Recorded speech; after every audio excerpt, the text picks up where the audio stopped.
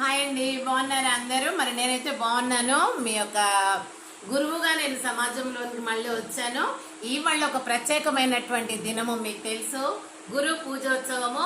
మరి గురువులందరినీ కూడా ఏ ఏ ఆ, అంటే ఎడ్యుకేషన్ ఏదైనా కావచ్చు, చదువుకునే ప్రతి పిల్లలందరూ కూడా వారి వారి గురువులను పూజించే రోజుగా మనకి మరి మన ప్రభుత్వం ఇచ్చింది. భారత ప్రభుత్వము జాతీయ ఉపాధ్యాయ దినోత్సవం పెట్టుకున్నాం, మనకు తెలుసు. కాబట్టి ఈ ఎందుకు జరుపుకుంటున్నాము అని అంటే, డాక్టర్ సర్వేపల్లి రాధాకృష్ణ గారి జన్మదినాన్ని జాతీయ ఉపాధ్యాయ దినోత్సవంగా నిర్ణయించబడింది మన దేశం. ఎందుకు అంటే, ఈయన మొట్టమొదట ఉపాధ్యాయ వృత్తిని చేపట్టి అంచెలంచెలుగా ఎదిగి మరి ఎన్నో డిగ్రీలు సంపాదించి ఒక గ్రేట్ ఫిలాసఫర్గా ఉండి మరి ఉపాధ్యాయ వృత్తి మొట్టమొదట చేపట్టింది కాబట్టి దానికే ఎక్కువ ప్రాధాన్యత ఇచ్చింది మన దేశము. కాబట్టి ఆ యొక్క వృత్తిలో ఉన్నప్పుడు తను ఎంతో కష్టపడి కృషి చేసి ఆ యొక్క వృత్తికి మరి వన్నె తెచ్చినటువంటి వ్యక్తి మరి డాక్టర్ సర్వేపల్లి రాధాకృష్ణన్ గారు.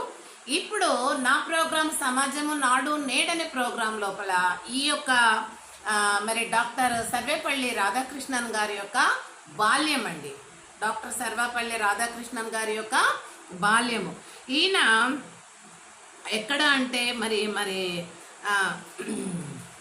ఒకరోజు ఈయన పాఠశాలలో ఉన్నప్పుడు ఏంటి పిల్లలందరూ మరి పెద్దవాళ్ళు వచ్చేసి అడిగారట, మీ యొక్క జన్మదినాన్ని జరుపుకుందాము అని అంటే, వద్దు వద్దు, నేను జన్మదినం అనేది వద్దు, కానీ ఈ జన్మదినాన్ని గుర్తుంచుకొని ప్రతి సంవత్సరము ఉపాధ్యాయులకు దినోత్సవంగా, గురు పూజోత్సవంగా మీరు గురువులను అభినందించండి. మరి వారికి పూజించినట్లయితే మరి చాలా హ్యాపీగా ఉంటుంది, వాళ్ళని గౌరవించినట్లుగా ఉంటుందని చెప్పి తను చెప్పారట.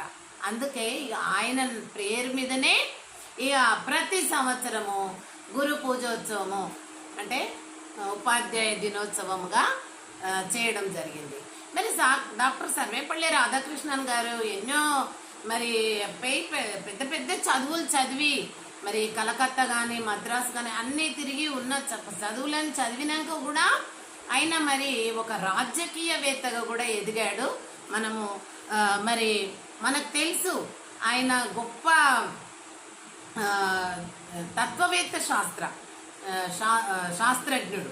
కాబట్టి ఆయన అంత గొప్ప ఫిలాసఫర్ అయినప్పటికీ కూడా ఆయన పట్టు విడవని విక్రమార్కుని వలె ఉపాధ్యాయ వృత్తి కాడికే ఆయన సరిపెట్టుకోలేదండి. ఇంకా మరి కలకత్తా పోయి మళ్ళీ అక్కడ చదువుకొని ఈ రకంగా ఎన్నో చేసి ఆయన